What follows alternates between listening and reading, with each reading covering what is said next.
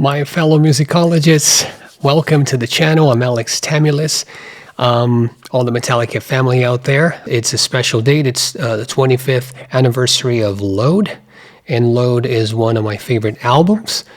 In the past, I was reticent about the fact that people would look me in the eye and they would say, "Well, are you just out of your mind? How can Load be one of your favorite albums?" And the truth is, I've been listening to Load since 1997, and it has aged like fine wine. So today is June 4th. Today's the day.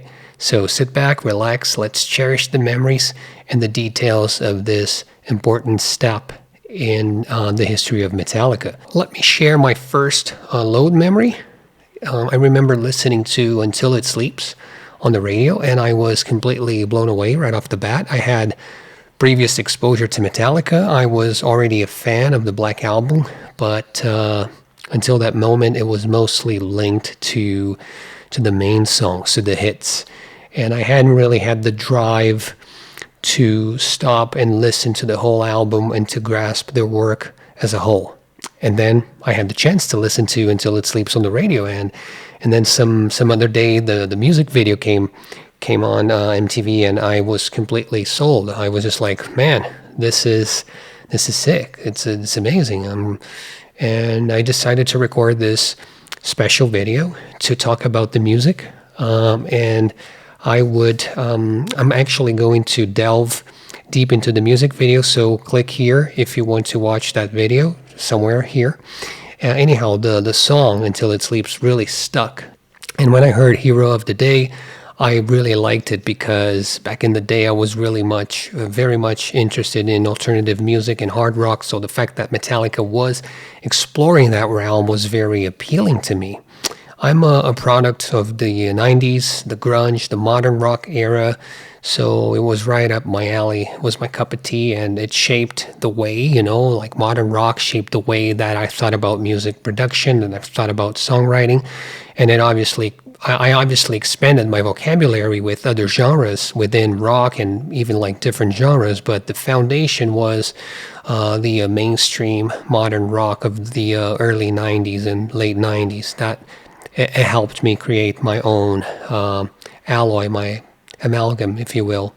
I forgot to mention that 3 years ago I recorded a bass cover of the full album. Every song on Load. So if you want to check that out, please click here somewhere. Without further ado, let's dive in. Let's delve deep into the controversial album, but it's a superb piece of art. Load was released on June 4th, 25 years ago, and it sold 680,000 units. It was the biggest opening for Metallica ever, The album spent 1 month at number 1. On the Billboard 200. So up until this point, the album had sold 5 million copies. In the US alone, okay? So many people decided to purchase and give it a chance. And it's a double-edged sword, right? I mean, because you have your conservative fans, people who want to keep the traditional ways, and also you have people who embrace novelty, people who will be open to new avenues. So these are the more progressive fans. Either way, you're going to be faced with divided opinions. That's totally expected. However, when you're talking about art and performance in general, there's no truth. There's no way to truly judge what's better or worse. It's an experience that you're selling your art, and it's a very personal feeling. And in the case of Metallica, they were always proactive, and they never really wanted to sit still. They were always pushing towards new boundaries. They wanted to think outside the box. They want people like fans to understand that they create music knowing that every album is a different experience. It's kind of like an island, right? It's going to be different than the previous one. So it wouldn't be different with Load. I mean, they wanted something completely like an evolution. And the title, Load, is actually what would become King Nothing. So you have 14 songs, right? They would eventually make up the album. They began as rough demos created mostly by James and Lars in the Dungeon, the studio that's in Lars's basement. And after that, they took over 30 demos to the Plant Studios. And the Plant Studios in the spring of 1995, and they worked for approximately 12 months crafting those songs and getting them ready to rock. And now we get to the element of the whole baking process, the creation. And the key element is Bob Rock. He was at the helm during the Black Album, and the shift from Justice to the Black Album was very significant. So even James says that the shift was much more pronounced for the Justice to the Black Album than if you compare the Black Album transition to Load. You see, Load was the natural path towards the evolution. They became mainstream artists, arena bands, popular musicians all over the globe, right? They wanted to do something different. And what can you do when you reach the peak, when you reach the summit? They reached the summit with the Black Album. So you have two options. First option, you can come down and you can build something similar, or you can try and find bridges and find other peaks, and you can even fly. Either way, it will be a change in direction. It will be something completely different, and the way you did things might change. The way you see the world, safe formulas might be abandoned, and it wasn't safe for them to expand, but they needed to embrace that next stage, right? So the songwriting changed substantially. The riffs, the pacing. They got rid of the thrash metal style, that speed, the riffs that characterized the band's sound in the 80s.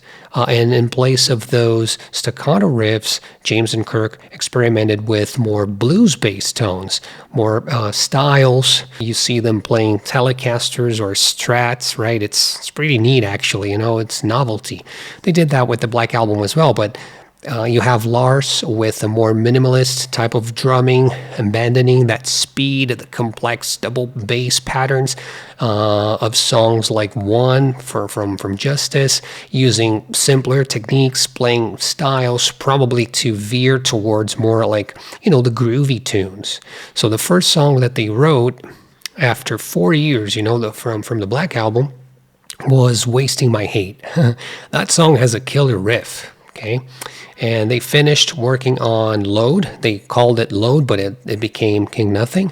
And then the third one was Hero of the Day. The whole process kept them going, and they literally wrote 30 songs. It's a lot of material.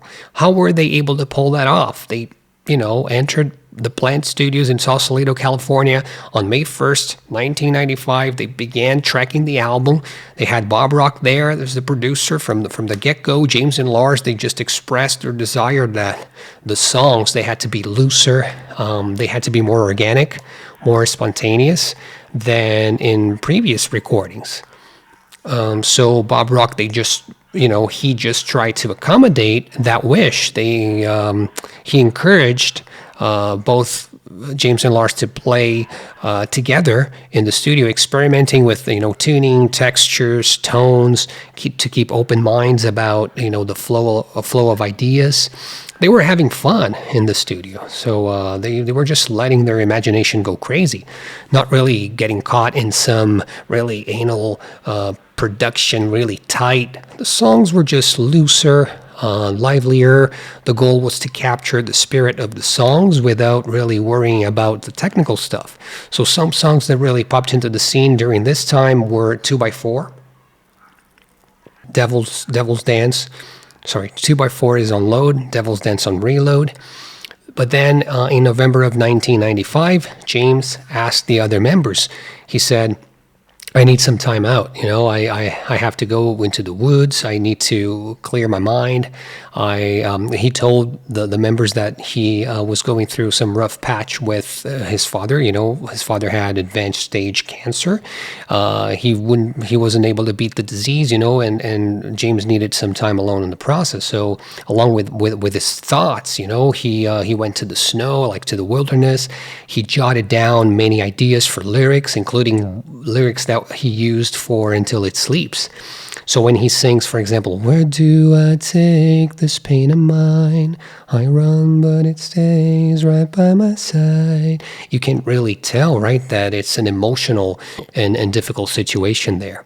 So James and Kirk play the guitars, right? But then James plays the rhythm guitars. But while he was away, Kirk gave it a try, with Lars. They kept recording the tracks there. And Kirk didn't really try to emulate James. He focused on the chord patterns, which complemented James's riffs. James is the master of down picking and timing and precision. He's like clockwork, and it wouldn't be wise for Kirk to try and filling those shoes, right? But when James listened to the tracks that they were working on, he noticed that Kirk did some great job there, and they kept it, so it was really good. Like songs like "Bleeding Me," for example, or "2x4." But the label wanted to master the album on May 1st of 1996. So this is when Metallica decides to travel. They go to New York. They book several studios. They invite the media to listen to the tracks, the tracks that were ready to be mastered. And I think I got some footage of that session. They played 2x4, and the track's super bluesy, right? So I assume that the journalists, they started mentioning, this sounds like Ted Nugent or Lynyrd Skynyrd or Aerosmith, ZZ Top, all those 70s bands with the influences, and the response, the reception was really good, was overwhelmingly positive. Many magazines awarding it with 4 stars out of 5 or 4.5 out of 5, stating that the band have continued their evolution into the best heavy metal band of the modern age. However, reaction from the fans was decidedly mixed. For some fans, the adoption of the 70s rock or the grunge was just abominable, especially with the country influence on Mama Said. I mean, come on, the song is phenomenal. So, some fans just regarded it as a betrayal of the heavy metal roots. And even more alarming, the imagery of the album, which accompanied the whole thing with Andres Serrano artwork, the fact that the band had changed the iconic logo. So all these things, when you start adding up, let's talk about, for example, the short hair. Everybody had a haircut now, so how's that even possible? Like, this is heresy, with the conservative fans. Photographs by Anton Corbijn, the famous photographer for U2, Depeche Mode, and many other artists.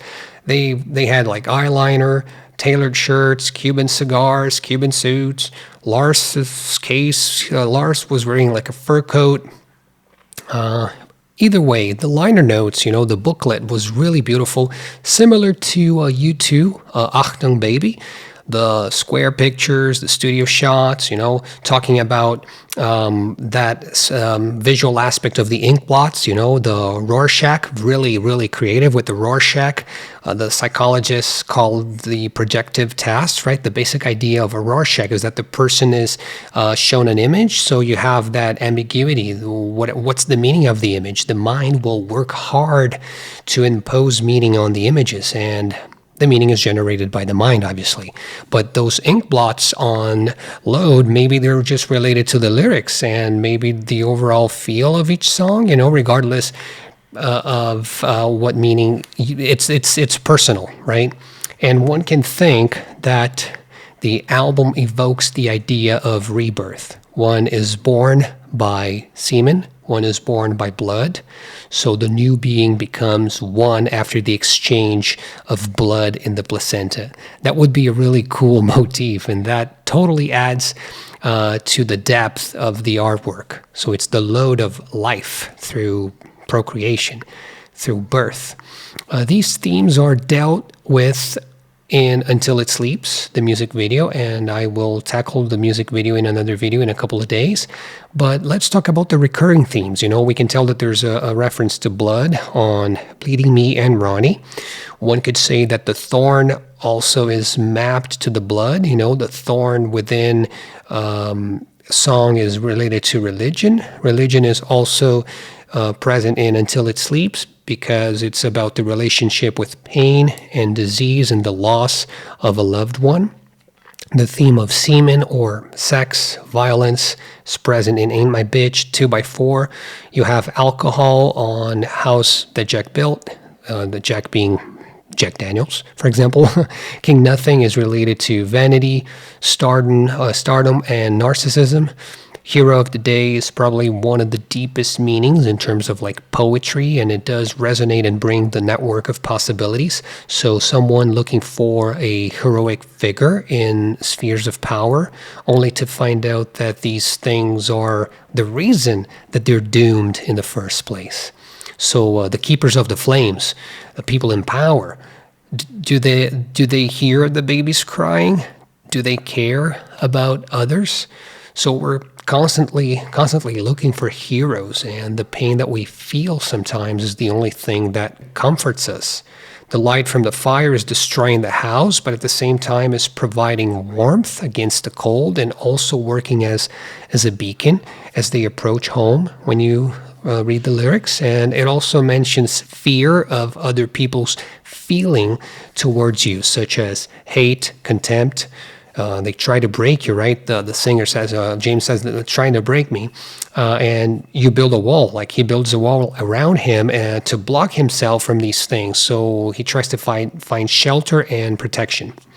So the thorn motif is part of Bleeding Me as well. Track number 7, the fact that the thorn comes from a tree that you yourself planted. So that's related to fear, to anxiety, to your own imagination that forces you into these bad feelings and bad thoughts. So the lyrics, they seem to be connected, with the motifs, and how the relationship of the songs are substantially important in these connections, like this web, this weaving of patterns. At the same time, you can be the perpetrator and you can be the healer.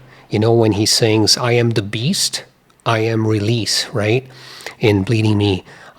So he's fear, but at the same time, he's stillness of mind. Looking at Cure. Cure talks about religious beliefs, blind trust, probably related to Christian Science.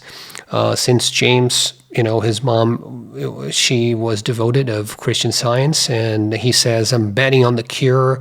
I uncross my arms. I accept Christ as my healer, as my medicine." This is similar to the same motif, the same themes from Until It Sleeps, right? So it's kind of like cyclical. It's like spaced repetition, and you get the whole atmosphere of the album. Poor Twisted Me. So it's got themes of water, cleansing, ocean. So we might think, it might be related to alcohol. It might be related to religion, depending on how we approach it. It could be like baptism, or it could be the water as the agent of change, a ritual of some sorts. These are all my interpretations. I'm not claiming that the songs are about these things. This is just how I read the lyrics. And Poor Twisted Me is about someone who's suffering, who is having a hard time feeling at peace with sobriety, but at the same time feeling dry. So they need to swim again. They need to be in touch with the water, which could be seen as the alcohol. I think it's ambiguous, but Papa Hat has crafted some very powerful imagery with the poetry of these lyrics. And then you have Wasting My Hate, bringing back the crown motif, bringing back the hatred, and also the wall for protection. So instead of the water motif here, we have the air. So you waste your breath, right, with people who are going to hate you. So why would you waste your breath hating someone? Mama Said is introspective. Mama Said is about James's letter to his mom, bringing obviously motifs of blood, heart, death, the heart being still. It talks about beliefs, religion, asking for love but not giving love, leaving things unsaid, portrays a complicated relationship between like grief, sorrow, and all those aspects of life. Well, what about Ronnie? Ronnie seems to be the account of a school shooting in Washington. The killer was named Ron Brown, and his peers, the students there, they called him Ronnie Frown, and then he lost his way. by deciding to murder innocent people, right? So that's why he says, I lost my way. And then people try to wash the blood away from the streets and everything, and the sun is just shining there, and the stains are there. So blood stains the world in a way. So the green things that die could be seen as the innocent, right? The kids who didn't have a chance. So Ronnie is a very dark character, a very sad story, which contrasts with the instrumental part, because the instrumental part is not like that at all. It's kind of like the juxtaposition that you have on purpose with the instrumental and the lyrics. And the final track is about being a rebel, being a deviant, being the one who's fighting the world. So it could be open to many interpretations. It could be about God, about Jesus and God, or a son and a father figure, James versus society in general. He bleeds, he fears, he coils up, he hides away. Again, the theme of fear is present. It feels like James is looking for answers, and he will have to wait until he dies to truly find out what happens. Either way, this one is amazing. They truly nailed it. Let's talk a little bit about the recording process. I have to mention the recording quality. Dude, the quality is out of this world, let me tell you. In my opinion, the recording is probably the best of all Metallica albums. Like, same with Reload, obviously, and it'll be like that because, it's the end of the analog recording. Today's digital music is awesome, it's handy, but man, those analog days were just amazing. Metallica had money, they had the mixing engineers. Bob Rock was a great producer in that term. They really crafted a beauty. Even on songs like fillers, like Cure, Ronnie, Thorn Within, they spent some time working on the drum sound, the bass sound, the quality of the guitars. Everything is crisp. Everything sounds beautiful. So let's talk about the bass then. My favorite part, the bass. Whenever I listen to the Black Album, I can tell that the bass is there, but it's not as perfect as it is on Load. I mean, not perfect. There's no such thing, but it could be a tad bit louder, I understand that metal sometimes, the aspects of the genre, the bass is buried in the mix, or it's lower than usual, so the bass doesn't steal from, the low end of the guitar.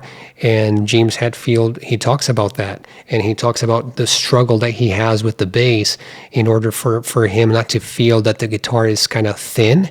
So listen to James, check this out. He's going to talk about it. We were afraid of the bass because my guitar was kind of the forefront of all, the riff. And, if you don't have a good riff, you don't have a song. Here's the riff, and here's the guitar so loud. And my sound was so wide on the spectrum that every time you added some bass, it would suck some of my low end away. So we were really afraid of bass. So he's just telling us that Bob Rock helped him find ways in order to compromise with the low end in order for the bass to pop. Okay, so this was the first time in 15 years that the bass had that treatment. We can all agree that Kill 'Em All was okay for the bass since James and Lars weren't in control yet. The engineers back then, they mixed the bass according to bands like Judas Priest, Iron Maiden, the typical early 80s type of bass mixing. But you can totally hear the bass on Kill 'Em All. But you can't say the same about the 3 other albums from the 80s, okay? You might debate, you might think or say, I can hear the bass on Master of Puppets, yada yada, but the truth is that they should have turned the bass way up back in the Cliff Burton era. The songs would have sounded much heavier, with the punchy, the warm sound of the bass. Well, we can't go back in time, so that's okay. But if you want to listen to loud bass mixes, check my Cliff Burton videos. I have many videos from that era of Metallica. But James's words, they were very clear to me, and I totally understood that the bass approach was, shy because obviously it cannot steal from the guitar, which is unfortunate. But I would say that I covered pretty much most of the aspects until this very moment. So now let's talk about all the tracks in detail. So we have four singles, right? We have Until It Sleeps, Hero of the Day, Mama Said, and King Nothing. So those four songs, they're very strong. I've already talked about it on my Load bass cover video, the one that I cover all songs. But yeah, I won't get into much detail here, but suffice it to say that the combination of lyrics, music, and power, they work really well with those four singles. Metallica was very brave to have a country-ish tune to release it as a single. So this shows that they treat their work as art and that they want to experiment. They're not afraid of being judged, basically. They just follow their art. Okay, so now let's look at the grunge-inspired tracks of the album. I would say that The House the Jack Built, Bleeding Me, Cure, and The Outlaw Torn. They're more like, they drive inspiration from Alice in Chains, from Soundgarden, from, the grunge bands of the early 90s. So imagine yourself, in the early 90s with the rock scene totally changing. You're on top of the world. You want to be relevant, you want to be an artist, and you want to make an impact. I say it is a natural movement to explore more modern, more mainstream ideas into your songs. So at the same time, Metallica obviously did that, but they did the old school 70s stuff. The blues, the groove, the southern rock with 2x4, Poor Twisted Me with Ronnie. So, they're very like the Americana style. And I must say, all of these songs, I'm absolutely in love with these songs. Poor Twisted Me is just the one that doesn't really jive well. I have a hard time listening to that one, but it's the only one. The rest of the album, immaculate. True confessions of a passionate listener. So what's the takeaway? 25 years later, guys, I still think this is an amazing album. A jolt of new energy to the heavy metal community back then, a move that influenced other bands back then, in the bands that were part of the subset of rock and metal. So, Metallica's got to be proud. They were not predictable. They could have easily written a Black Album #2. They could have easily stuck with the formula, the either thrash formula or just whatever was working. They could have kept writing more Master of Puppets albums over and over again. They didn't do it. Okay, so they morphed, they evolved, whatever you want to call it. And we get to revisit the beauty, load, reload, the 90s, anytime we want. So that's the power, beautiful power of stream music, streaming platforms. And I'm actually going to spend a whole week on Load because I want to celebrate the 25 years and I want to invite you to watch the other videos because there are many surprises to come. The majority of the album, the 14 tracks, they are as good as any album that you will find out there. Yeah, you can say Ain't My Bitch is great, it's fast-paced, but it's not the classic opening, the grandiose opening that you had with Fight Fire with Fire and Battery. That's fine.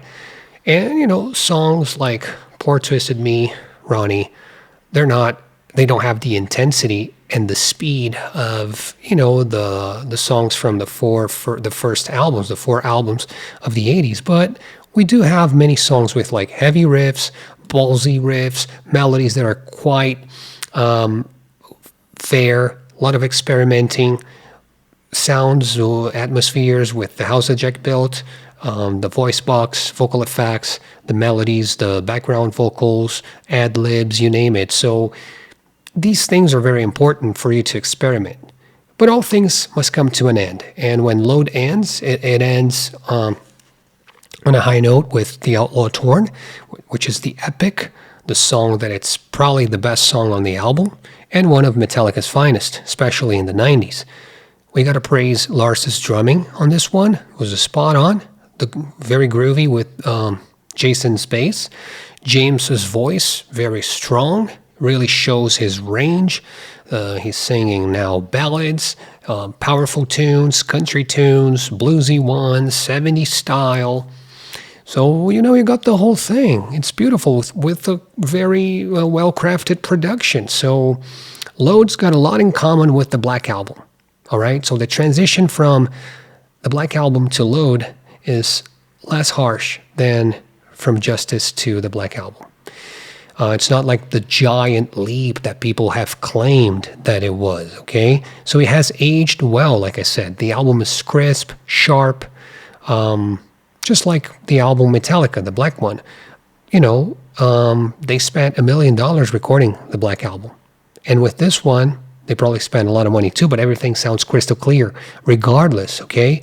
Load, I would recommend it to anyone out there, any rock metal fan. Sometimes, you know, it might feel that it's dragging 79 minutes. It's not an easy album to listen to. It's not an easy album to digest at first. It's very complex, but it has aged beautifully, like great scotch or fine wine, and it's become one of my favorite Metallica albums. So I want to thank Metallica for not trying to write the exact same album over and over again. They had the courage to change, not to stick to a formula. They tried something new, and the risk has paid off. So please make sure to subscribe to my channel, pluck the like button, share the video with other metal fans, rock fans out there, and stay tuned for more Load videos in the next few days. I'm gonna post many videos for a week, and I'm signing out now. Music is what music does. Thank you, everyone. I'll see you soon.